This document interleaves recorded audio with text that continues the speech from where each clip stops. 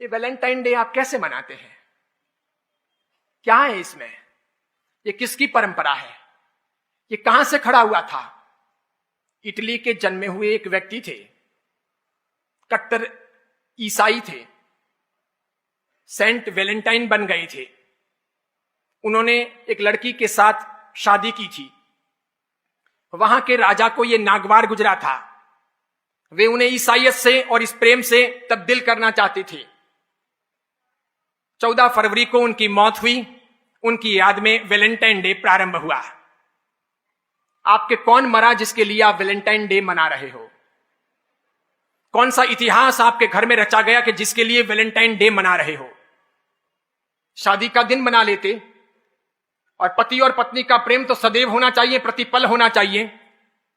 वो मात्र चमड़ी का नहीं होना चाहिए, वो दिल का होना चाहिए। हम सब चमड़ी के पुजारी हैं। इसलिए आप में से बैठे हुए लोग माफ करना, साधु हूं, जिन शासन का और आचार्य हूं, फिर भी बोल रहा हूं, इसे गाली मत समझना। हम सब चमड़ी पसंद करने वाले लोग हैं। हम सब खूबसूरती सिर्फ देखते हैं। हम नाक देखते हैं, होठ देखते हैं, आंखें देखते हैं और दीवाने बनते हैं। हम बेहुदे गंदे लोग हैं और इसीलिए हम वहीं पर अटके हैं। और इसीलिए हमारे प्यार का तकाजा, प्यार का अर्थ, प्यार का रूप भी सिर्फ चमड़ी तक सीमित है। अगर उसके आगे है तो वैलेंटाइन डे की आवश्यकता नहीं है। मेरे बाप भी प्यार करते थे मेरी मां से, और मेरी मां भी प्यार करती थी मेरे पिता से। आपके पिता ने भी प्यार किया होगा आपकी मां से, और आपकी मां ने भी प्यार किया होगा पिता से। जरूर उनके वहां पर उस समय उस रूम को सजाने के लिए गुलाब के फूल नहीं रहे होंगे, कोई रूम स्प्रे या बॉडी स्प्रे नहीं रहा होगा, वो टब नहीं रहे होंगे कि साथ में बात कर सकें। इसके सिवाय अन्य अन्य प्रकार के संसाधन नहीं रहे होंगे। वो स्नो, शैम्पू, वो खूबसूरती के अन्य अंदाज नहीं रहे होंगे। तरबीज जीवन की पवित्रता रही होगी, समर्पण का भाव रहा होगा, वो अर्धांगिनी का रूप रहा होगा, वो गहरी आत्मीयता रही होगी, वो दिल रहा होगा, वो प्यार रहा होगा, वो घनिष्ठता रही होगी। मेरे ख्याल से हम में से अधिकांश के मां बाप ने अभी तक, मां ने बाप को नहीं छोड़ा और बाप ने मां को नहीं छोड़ा। न तल्लाक दिया, न ऐतराज किया। न हमारी मां अपने बाप को छोड़कर पियर गई, और न मेरे पिता ने कभी अपनी मां को घर जाने के लिए कहा। भले ही आपके किसी के पिता मोटे रहे होंगे, मां दुबली पतली रही होगी, तब भी ये जोड़ा कामयाब रहा होगा। भले पिता काले रहे होंगे, मां गोरी चिट्टी रही होगी, तब भी वो जोड़ा कामयाब रहा। भले मां लंबी रही होगी, पिता बिल्कुल ठिंगू रहे होंगे, ठिंगने रहे होंगे, तब भी वो जोड़ा कामयाब रहा। भले पिता अक्कल वाले रहे होंगे, मां अनपढ़ रही होगी, तब भी वो जोड़ा कामयाब रहा। आज तो हम इंच इंच देखते हैं, सेंटीमीटर सेंटीमीटर देखते हैं।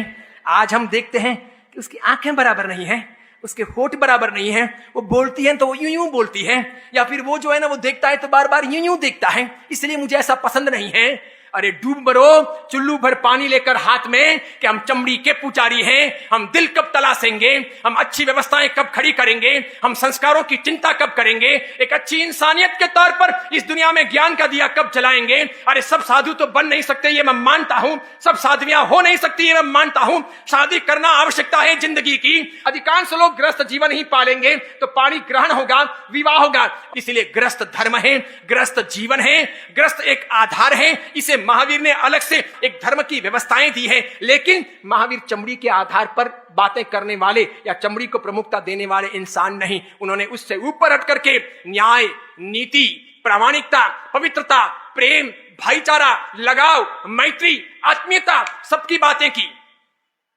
हां, एक पुरुष और एक महिला का प्रेम शरीर से प्रारंभ हो सकता है, मानता हूं। एक पुरुष और एक महिला का प्रेम शरीर से प्रारंभ हो सकता है, लेकिन हरगिज वो शरीर पर ठहरना नहीं चाहिए।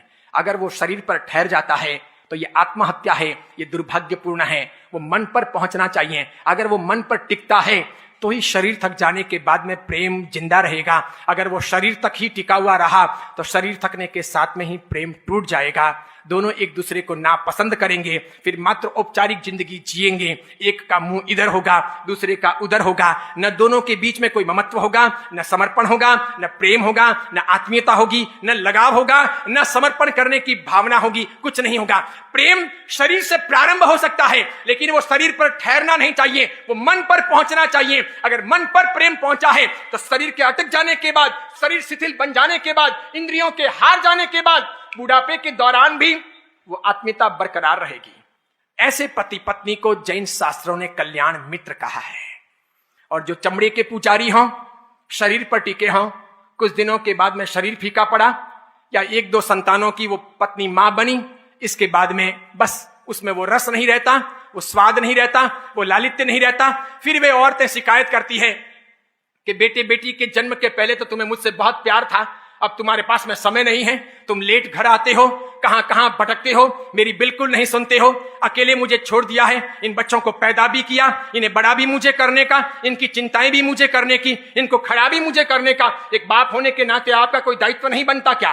कितना विश्वासघात करते हैं लोग, कितना बदल जाते हैं लोग, कितने मुकर जाते हैं लोग, कितने गिर जाते हैं लोग। सच कहूं, सांस्कृतिक पतन के आधार पर आपकी सोच इतनी नीचे गिर चुकी है, या हम सबकी सोच इतनी नीचे गिर चुकी है कि हम अपने हित और अहित की चिंता भी ठीक से नहीं कर पा रहे हैं।